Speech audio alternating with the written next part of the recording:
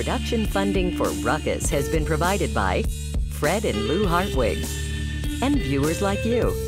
Thank you. Good evening. Welcome to Ruckus, our weekly food for thought fight over the news of the day and the trends of the times. I'm Mike Shannon. The Ruckettes join me shortly, and our topics tonight: maximum talk about minimum wage, rare praise for Kansas legislators, and of course, roast and toast. But we start with our Newsmaker segment and welcome the superintendent of the Kansas City, Missouri School District. Dr. Steve Green took over in 2011 at a turbulent time and is given credit for guiding the district to partial accreditation and providing much needed stability. Consequently, Green's recent announcement that he's leaving Kansas City is causing concern for those who worry about the district's future. We asked Dr. Green to join us, talk more about his plans, and discuss his perspective about the district's future. Dr. Green, welcome to Ruckus. Pleasure to be here with you. A lot of people upset about you leaving, as you know. Any second thoughts, reconsideration of your plans? Well, as I said, it took a unique set of circumstances falling together that would cause me to, and my wife and I, to consider leaving Kansas City. And those unique set of circumstances fell into place. First and foremost, we have children there and grandchildren in the Atlanta area, and we had already decided that if an opportunity opened close to them, we would at least look at the situation. Well, the unique set of circumstances was that the job that I had expressed an interest in back in early April came to fruition, and the offer was made, and we were met with the choice to be close to our So there was more than just your children and grandchildren in your decision? Yes. Right. What about money? Do you make a lot more money in Atlanta? I would say, I mean, it may turn out to be that way. I think the final contract is still in deliberation and coming together, but it won't be proportionate to the number of students and the responsibility I have. It won't be proportionate necessarily to that. You're not exactly in poverty circles in Kansas City either. Right. The district, as you well know, the Kansas City district has a history of instability. As an interested person, are you concerned that the district may become less stable once you leave? I'm not. I think that the key thing here is that the infrastructure that's been built and put in place here is built to sustain the district. It is no longer superintendent dependent, so to speak. And I think that protecting and preserving and enhancing, building on the structure that we put in place over the last 4 years will sustain the district going forward. I think I heard you in a radio interview say there were several people already on board who could take over and do a good job as superintendent. That's correct. Why isn't that going to happen? Why is it not going to happen? Why is there going to be a nationwide search? Well, there's going to be an interim, and that interim is going to be a candidate, and so I think the board makes a decision how it wants to set up. That's probably the most important thing that a board does, is select the CEO superintendent. So I think we're in a position. The good thing is we're in a position to do a thorough search. We're stable in our finances, our operations, our academics, and we're a rising rocket, not a sinking ship. And so you can take time and be very deliberate when you have that kind of room and space to operate. But you don't think the board would rule out somebody from within being promoted? Absolutely not. What do you see as your premier achievement during your 4 years or so as superintendent? Well, there's several things. I think moving toward the middle school model, I think was, there are three kind of pillars to the structure that we put in place: early childhood, middle school, and early college. And I think we've been successful at rolling those out, and then the stitching in between. But early childhood being very, very important. Our 3- and 4-year-olds, we've expanded that program, and they get a good start. Our middle school, remember we had the 7th and 8th graders in the high school. That wasn't a good educational environment for them. We actually have a true middle school, and they'll be at full capacity coming this fall. And then an early college. We had 34 young people graduate with their associate's degree and their high school diploma in the same week. And we have 100 students in the pipeline for that. So the expansion of that, I think we're very proud of. What's your general attitude about charter schools in the Kansas City district? Well, I think charter schools were intended to spur and to incent creativity and different ways of looking at education. And so I think we're in a space right now, a kind of charter school rich environment, that we're going to have to find ways to collaborate and get along. I think being in opposition to one another and in too much competition to the extent that it hurts students is not a good thing. When do you think the district is going to be fully accredited? I think there will be an announcement. We're looking at the test scores. The test scores are already in, and we are very, very optimistic that we will have enough points to make our claim for full accreditation this year. You'd be leaving then on a very successful note. Yes. And when are you leaving, by the way? What are your plans? Well, I will be here through June 30th at the very least, and perhaps a day or two beyond that if necessary, to make sure that there's a smooth and seamless transition. Dr. Green, thank you very much for coming in, and the best of luck in your future in Atlanta, Georgia. Pleasure to be here. Thank you. That is Kansas City, Missouri School Superintendent Dr. Steve Green. Now let's meet the panel and see if we can start a ruckus.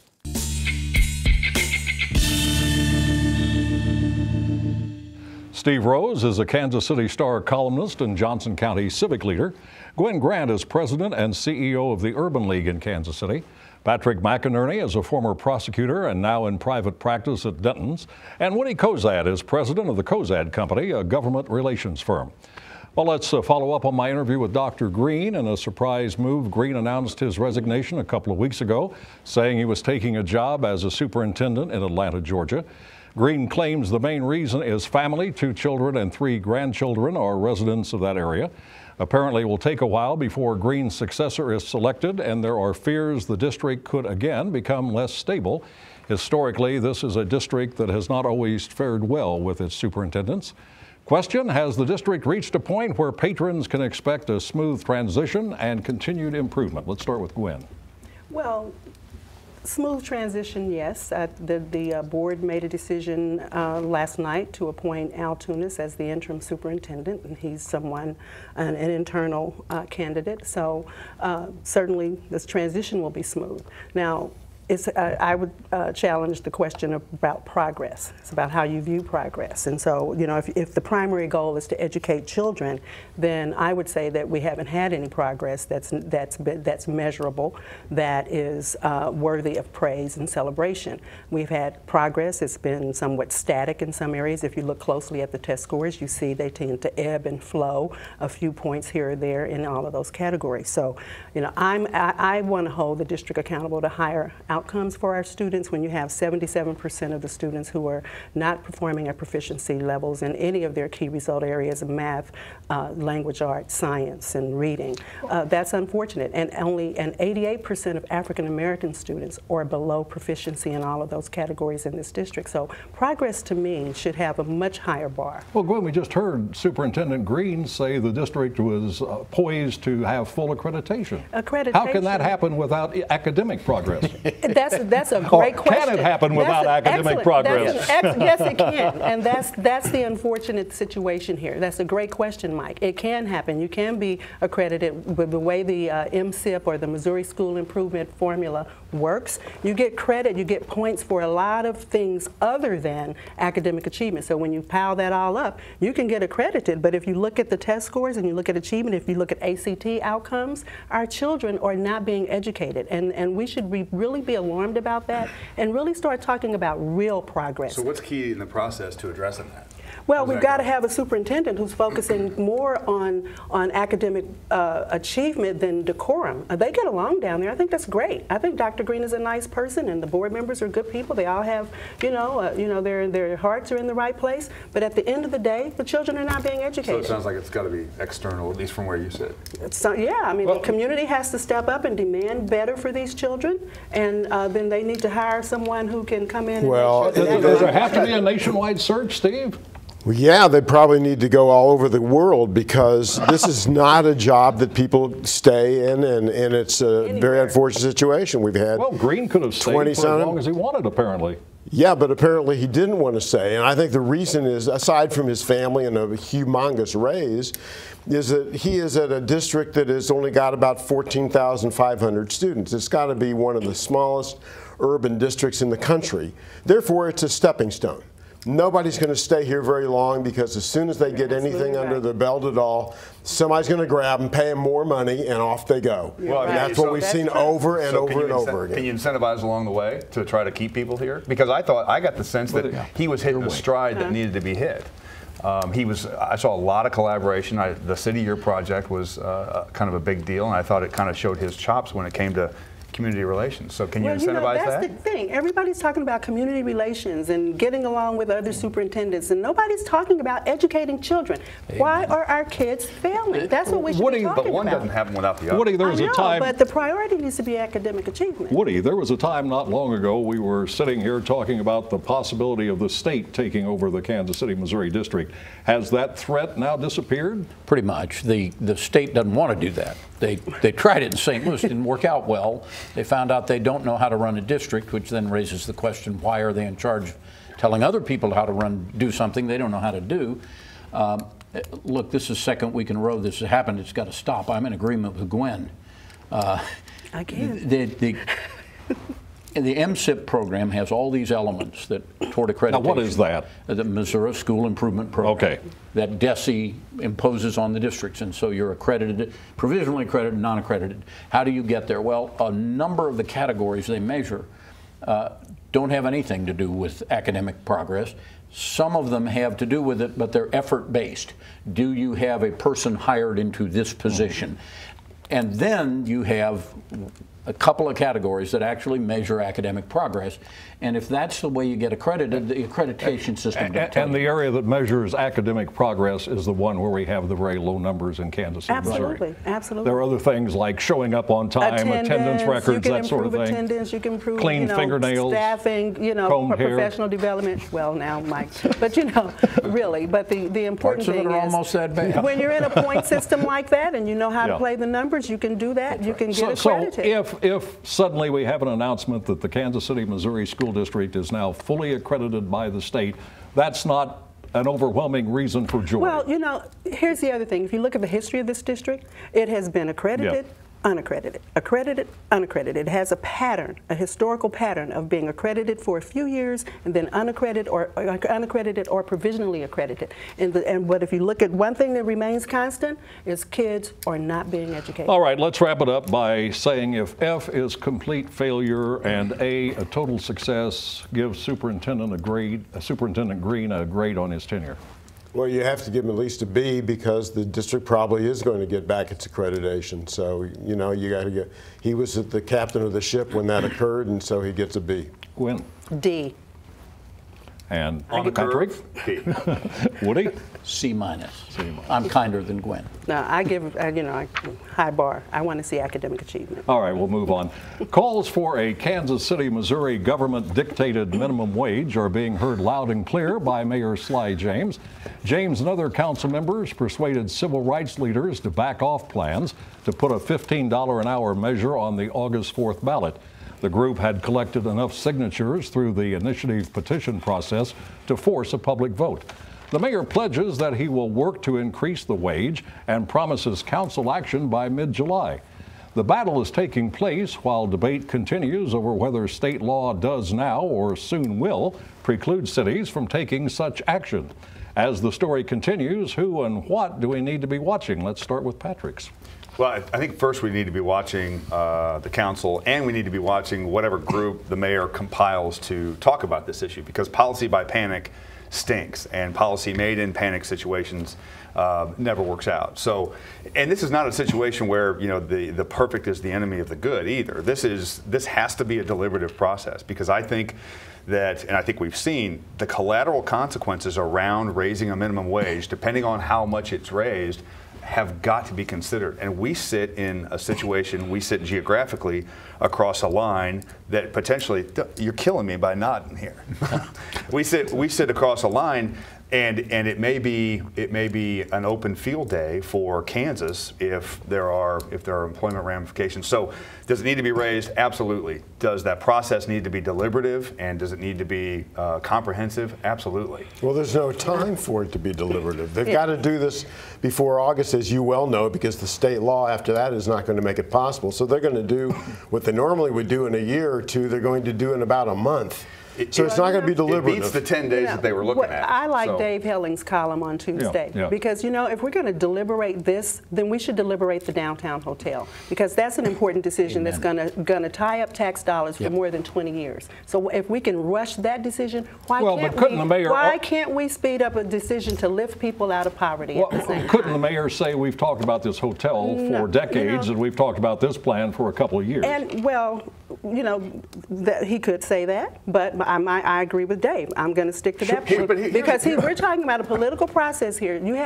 People have gotten petitions. They can place this on the ballot. They should put it on the ballot and vote it up or down because it'll give people an opportunity. And we're talking about raising the minimum wage to $15 by 2015. I mean, by 2020, right? Right. Right. So that's not going to kick in like right now. You're going to have a gradual increase, and so. True. Well, I think the mayor's already said there. And then he wants to stop it at 13. At I mean, $13, but whatever, do that.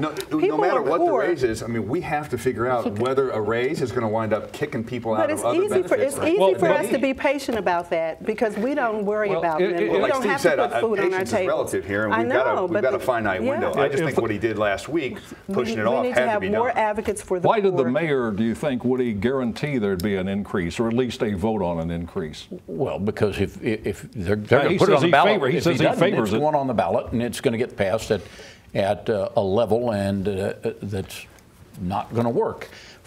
Look, if you run a fast food franchise, you have $1.2 million in gross revenue, you got $100,000 in pre-tax profit. 25% of that is generated by the owner general manager. The other 24 employees on average generate about $3,100 in profit. Give them at 25 hours a week a minimum hike from $7.25 to $10 and change, and that eats up their entire contribution to the profit of the business. What happens? You walk into your McDonald's and you're punching a pad to order your meal.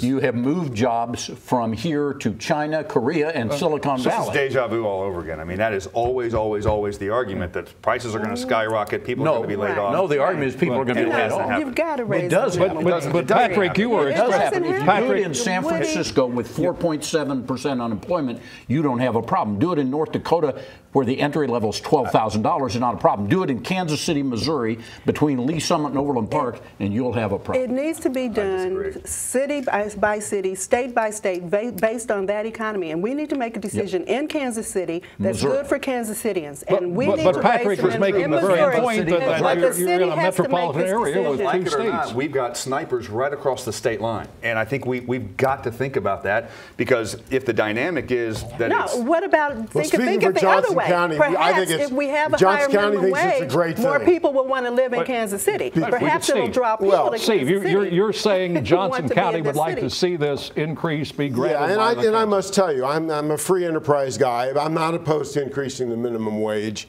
I don't think that $15 is realistic, and I don't know if it's 12 or 13 until 2020. I think that's not unreasonable, but I think there's going to be a fallout. And anybody who thinks you can just do that and there's no fallout is being naive. Yes, it will send business over to Johnson County. But that's not a reason. There's no question It's about it. not a reason not to do it. I didn't say that. And the free market economy they'll recover from that. As long as But you're people willing to need pay the earn price, how to- then need that's to make fine. a Just livable don't sit here wage. and tell me there's no price. Steve's telling you the truth. There's a price. Doesn't this raise other salaries too when the minimum wage is increased? It's a domino. Then it goes on up Every single person up the line, because you bump this one up, it gets too close to this one. They have to be bumped up, and it does go up the ladder. There's no question about it. All right. And they moved to Johnson County. Despite, and I think they moved to Kansas City. I think they come I here think so they that can draws people earn- into the city. Yes. if you'd all concur, I think we've ended that discussion, and I'll try to begin the next one. Despite an editorial page that is harshly critical of Kansas Governor Sam Brownback and his Republican colleagues in the state legislature, one Kansas City Star columnist has ventured forth with some praise. Steve Rose writes that while he would not term the legislators' profiles in courage, he does nonetheless say they are making some gutsy decisions, bucking powerful conservative groups and individuals who want them to cave to their wishes. So Steve, two questions. What are some examples, and do any of your colleagues at the Star still speak to you? The answer to the second one is probably not, but I can tell you that as we speak right now, everything is falling apart. And this thing is not going to be decided this week, and I'm not sure it's going to get decided next week because you've got the fanatical conservative forces who will absolutely not approve any tax increase whatsoever, and they are forcing a $400 million budget cut on a state where half of the budget goes to K through 12 schools. But the irony is that they're killing the state, and the conservatives who are reasonable are being made to look like fools now. The ones who stepped forward that I wrote about and said, yes, we should raise the gas tax. Yes, we should eliminate the loopholes for the small businesses. Yes, we should raise the sales tax. Yes, yes, yes, yes, yes. Down the line, they had a $400 million program, and there's all kinds of permutations of that. But there are strong winds from the Kansas Policy Institute, the Kansas Chamber, the Club for Growth, Americans for Prosperity, who are colliding on these people, telling the legislators, don't you dare raise any taxes, or else your campaign is not going to look good for you when you come up for re-election. And these guys are getting scared. Well, Steve, something has to be done sometime. You wrote a couple of weeks ago, we talked about it on this program, you said sooner or later taxes will be increased and the budget will be balanced. It's going to happen. It's going to happen. I have to believe it's going to happen, because there's no way to cut $400 million out of this budget. There is no way. Yet, there's no, among the strong conservatives in the state, they are not admitting that. Eventually, there has to be a compromise. I mean, just common sense will tell you that. So we have a split among Republicans in the legislature. Even among conservative Republicans, there's a heavy split. Woody, do you see any leadership on this from Governor Brownback? Look, my problem with the whole thing over there is this: how much are you prepared to cut from the budget? There's a number that you ought to be able to cut. We cut MoDOT and Missouri's staff by 25%. Jackson County government has shrunk by almost 25% in the last several years. Our licensing division of the Revenue Department was cut 25%. Nobody's noticed. So there's room to cut in government. In education, for example, the number of students in American public education has gone up 3%, while the number of people employed there's gone up 40%. You got too many people working. We've turned it into a jobs program. There's room to cut there without impairing education. But Steve, haven't already been? But the question is, can you cut $400 million? Haven't there been cuts in? They've cut K through 12 education. They took money, huge money, out of the KDOT, the Department of Transportation. They borrowed money from the pension plan. They cut in almost every area that you can think of. They've cut Medicaid. But your piece was getting to the political dynamic. You were talking about, I mean, this is like a Sopranos episode. This is people on the reservation and threatened with getting clipped if they go off the reservation. I mean, so the political dynamic, we can talk about the numbers, and that's important, but the political dynamic is really kind of, at least that's the heart of what you were writing about, and that is what happens to these guys who stepped out. So, Patrick, let me try this question on you. Has there been any leadership that you can observe from Governor Brownback on this issue? No, there's not. Very simply. Where's the governor? Well, the governor is behind the scenes saying he wanted what he wanted. He wants some increases. What he wanted actually was a 1-cent sales tax increase, period. And that would have plugged most of the deficit. That was voted on. It went down in flames. Nobody wanted any part of it. So the governor withdrew and said, okay, I'm going to let the legislature decide what they're going to do, then bring it to me when you're done. He's taken no public position that position wasn't even public. It was a private position that he was taking. And with well, shouldn't he be taking a public position on this? Well, I think he should. I mean, he's the leader of the state, and he's the one who proposed all the things that got us. Well, he got you into this. He got us into the message. Wouldn't you be a little tired of that if you're trying to take a step out? We're out of time, so we're going to turn to Roast and Toast, where the Rockettes heap praise or scorn on people and events in the news. And we start with Wynn. I'm toasting the Kansas City Royals for getting off to a great season and positioning the team to accomplish something that we've never accomplished in the past, of having 5 Royals players as starters in the All-Star game. Go Royals. Woody?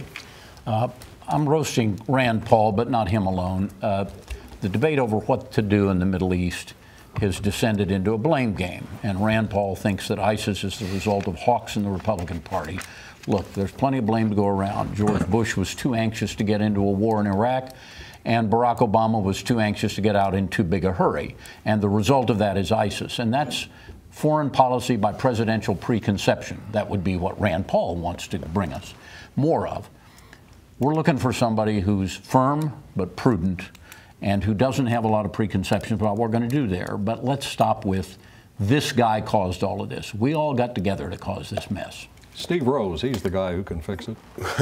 Well, I tell you, I'm not going to roast the entire Kansas legislature because I think we've all learned from the last few minutes that it's not the whole legislature. I'm going to pick out one state senator, Mary Pilcher Cook, who is one of those on the fanatic right who lists and goes public with every single tax increase she does not want and is not offering any solutions whatsoever to this roadblock. And I think she and her ilk deserve the highest roast that we can give. All right, Patrick? I'm going to toast the Nebraska legislature today because in their unicameral, nonpartisan way, they took a hard look on both sides of the aisle. There is an aisle there still. Both sides of the aisle took a hard look at the mechanics and the operation of the death penalty in their state, and they decided that enough was enough. And it brought a real unique coalition of people together from the left and from the right, and they had different interests, but they both have finally recognized that it is a ridiculous exercise when it comes to criminal justice. And finally, here is a toast to those old Charlie Chan movies that have been showing up recently late at night on cable. More specifically, a toast to what are called Charlie Chanisms, pithy aphorisms uttered by that inscrutable detective. Here are three of my favorites. Big head, only a good place for large headaches. Tongue, often hangman, quicker than rope. And advice after mistake, like medicine after dead man's funeral. And that is Ruckus for this week. We're away for a couple of weeks. We're back on June the 18th. Now, on behalf of the Ruckettes and the crew, we've got Steve Rose, Gwen Grant, Patrick McInerney, Woody Kozad. Thanks to all of you. Thanks to you for watching, and good night.